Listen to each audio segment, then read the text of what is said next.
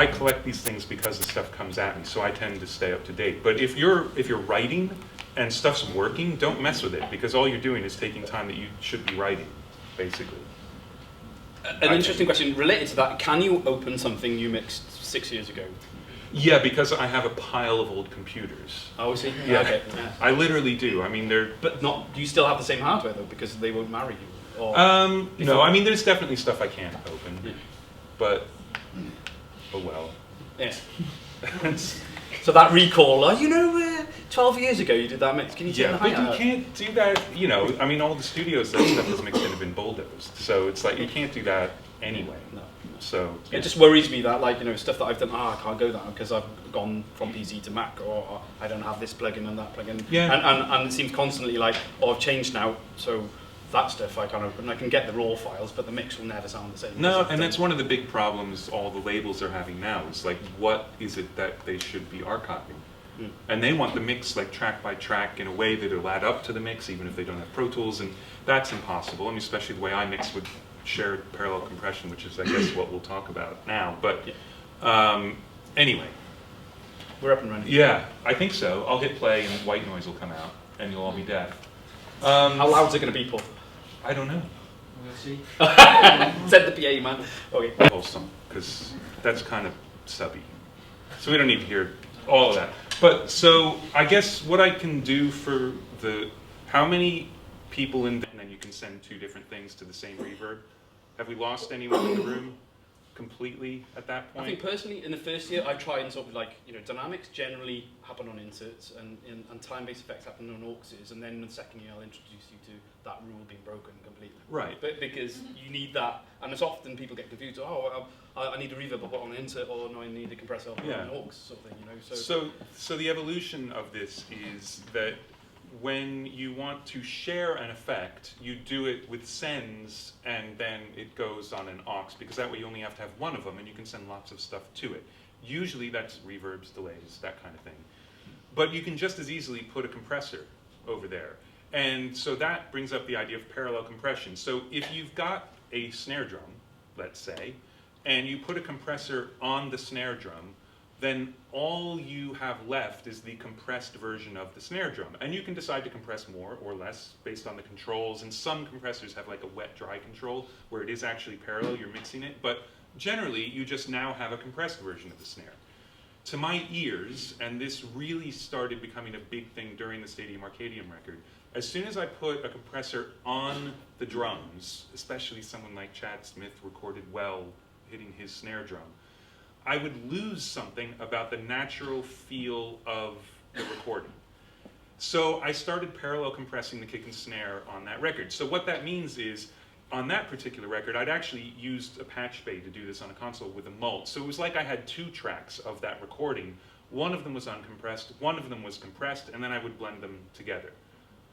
Then, when I started doing it in the computer, well, I don't want to be duplicating audio tracks. That's just stupid. So you do a send to an aux that has a compressor, and then you blend them together.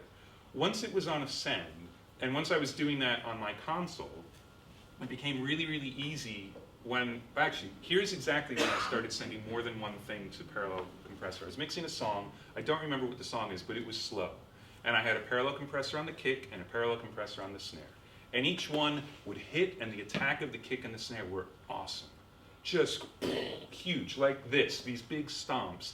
But then it took so long for the next kick drum and the next snare to hit that the compressor would open up, and all of a sudden it was nothing but noise. All that noise from the rest of the drum kit bleeding into those microphones.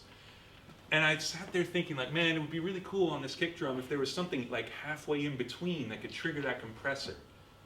And it took me minutes to say, yeah, the snare drum, you idiot. So I sent the snare drum to the same compressor the kick was going to, because they were identical compressors, said exactly the same, so I would get exactly the same effect. And now, all of a sudden, the compressor was banging on every kick and snare, and it never opened up enough to be super noisy. So I was being a total idiot to not get it quicker, but it was also this huge epiphany light bulb going off, and then I started sending everything to it. So what that's become in this session, the sort of epitome of that is something I call the rear bus, and that's just because on my console there were buttons I could hit that I'm not going to bother explaining. It doesn't matter. It's called the rear bus, and it's just a stereo aux that has 2 mono compressors on it. So the only thing that means is instead of having a stereo compressor where the compression circuit looks at both the left and the right and decides what to do to both sides, there's a compressor on the left side that doesn't know anything about the right side, a compressor on the right side that doesn't know anything about the left side. So it's just a different way to set up dual mono compressors instead of stereo compressors. And every single thing in the mix, except the drums, though on this one, let me double check that the drums aren't going to it. No, this one, the drums are going to it, are going to this compressor. And then I blend it back in. So it's basically like saying I've got my mix, and now I'm going to compress my mix and blend it in. So I've got my uncompressed mix and my compressed mix, blend them together, and what you get is, back to the original why I did it in the first place, you get the natural, unaffected transient of the kick and snare or whatever it happens to be, and you get all the really cool stuff you get out of the compressor, and you blend them together, and you've got this great way to just say, well, how much of the crazy crush thing do I want, and how much of the completely uncompressed thing do I want? Plus, you get this extra ability to overcompress stuff in the parallel compressor, because sometimes it sounds really cool when you smash it, but then you can't just use that. That's like, well, okay, that's just a smash snare drum. So all the really cool sustain and weird stuff that comes out of that compressor, you can't get. But if it's parallel, you can, because the uncompressed takes care of all the loud stuff, and then all the sustain comes from your compressor. Once you start putting lots and lots of things into the compressor, it basically, the compressor acts like a mixer. Whatever's loudest is even louder and sort of pushes everybody else down. So it's like everybody mixing itself. And when I turn up the vocal a little tiny bit, not only does it get louder, but it makes everything else quieter, because now it's louder going into that compressor. So it's this, it's like if you did the best fader rides ever on every single track in your session, which you could never do. And there's a great Bruce Swedian quote where he says, compressors are for pussies. Because you should ride the fader. You want it louder, turn it up, but if you look at the, to get technical for a second, the attack and release times of compressors are sometimes in microseconds and milliseconds. You're not riding a fader in microseconds. You're doing big things. I want that word louder. So faders and compressors have nothing to do with each other as far as I'm concerned. So the ability to have this compressor mix the hell out of stuff is great. So we'll see what we can hear on these speakers. I'm not positive, but what I'll do is I'm just going to... Turn it down a tiny bit? Is it just... yeah. Was it a bit loud, guys? Turn it down. Oh, okay. Come on. Oh, sorry. Should we turn it up? Turning it down is for pussies, man. Sorry. Oh, sorry. So is compression, apparently. Yeah. Well, I never said I wasn't a pussy. I'm absolutely a pussy. So, just really quickly, right here is this aux called a rear bus, and it's just got an 1176 plugin, which is pretty standard plugin. Don't worry about these settings, it doesn't matter. These settings are because that's what sounded closest to some hardware ones I was using that weren't set anything like this. So, doesn't matter what the settings are. Then there's a send on almost every single track. So there's a stereo aux for the drums that has a send to the rear bus. Then there's individual bass tracks. All of these R's down the side here is a post-fader send at 0 following the main pan. What that means is exactly the same level and sound and panning as what's going to my mix is also going to the rear bus. So I'm literally lifting a copy of the mix off of whatever tracks I put that send on and sending it off to this compressor. So now I'll just play you a bit of the song, and I'm going to mute the rear bus as it goes. I'll go to the chorus, because lots of stuff is happening. Okay, so the first time I do this for people, usually it's very confusing, and it's like, what am I supposed to listen to? So listen for 2 things. Listen to the bass and how it interacts with the kick drum. With the rear bus in, the way I'm hearing it in, the bass is louder, but the kick drum is still slamming right through. It doesn't actually fight with the kick drum at all, and that's why the drums are actually being sent to the rear bus on this mix. Because every time that kick drum hits, it pops the bass down for a second, but the bass is this big slab, and you don't notice that it goes up and down. And also listen to the higher keyboard pad. That's sort of sitting in a weird place without the rear bus where maybe it's a little quiet, but it's not really doing anything. And when the rear bus is in, it kind of comes up and wraps around to me the side of the vocals and the drums. So I'll just play that again. And can you see me muting it, or? Yeah. Okay, here, I'll do it over here. Those things with the bass and the keyboards and also with the vocals, to me, it just feels more exciting. It feels like it's kind of leaning forward. The drummer seems a little more exciting and everything moves along. And that is a really broad picture of parallel compression. And what we could do now, I guess I could solo up just the drum kit. I mean, and you can hear some of the individual parallel compressors that are just on the drum. So I'm going to leave the rear bus in because it's just part of the mix. And let me go solo up the drums, which are recorded in a really cool way. I mean, you know, the sound of this drum kit is what they wanted. It's not, I didn't make this up from scratch, but I just tried to make it even more of what it was. So,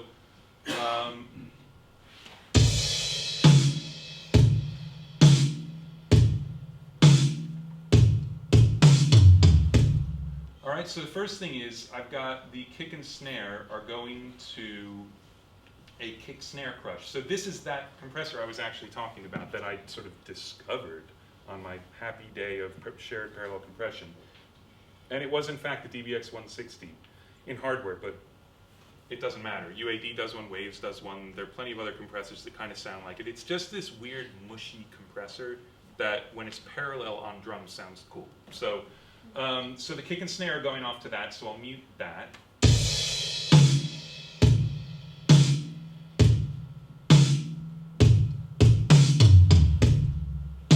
Now, obviously it gets louder because there's more of it, but the biggest obvious thing is listen to the length of the kick drum. Instead of just going gunk, it's gong.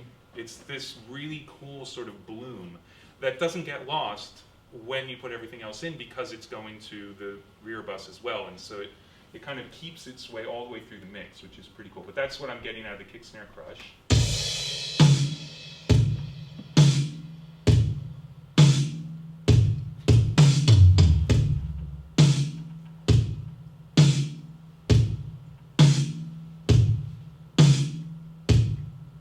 So that's one of them. Then I've got two stereo compressors that are parallel across the whole drum kit. One of them is Fairchild, and one of them is a Fatso. But again, they're just compressors. It doesn't matter. I mean, I started off when I really moved back into the box with the Fatso because, no, sorry, with the Fairchild. Because why wouldn't you? Because Fairchild sounds great. And then I got sick of it, and I hated it. And like, okay, I'm not going to do that anymore. And I did something else. Like, well, what am I going to do? And then I remembered on 99 Problems, I rented a Fatso because someone said, hey, Fatso is cool. That's the only piece of gear other than one 1176 that was used on that mix. That's it. I'm like, okay, great. So I messed around with it for an hour, found some settings, and I haven't touched them since, and I have no idea how it's set. And that's the Fatso. And then I started getting bored of the Fatso. I'm like, oh God, do I really want to come up with something else again? No, I don't have the energy for that right now. I just need to do this mix. And I brought up the old drum crush, which was the Fairchild. I'm like, oh, that's pretty cool, because I hadn't used it in a while. And then like, oh, what if I use them both? So at that point in time, I was using both of them. But there's no like, oh, this is the magic, or using two is better than one. There's nothing like that. But here, I'll meet these guys at the same time as it goes.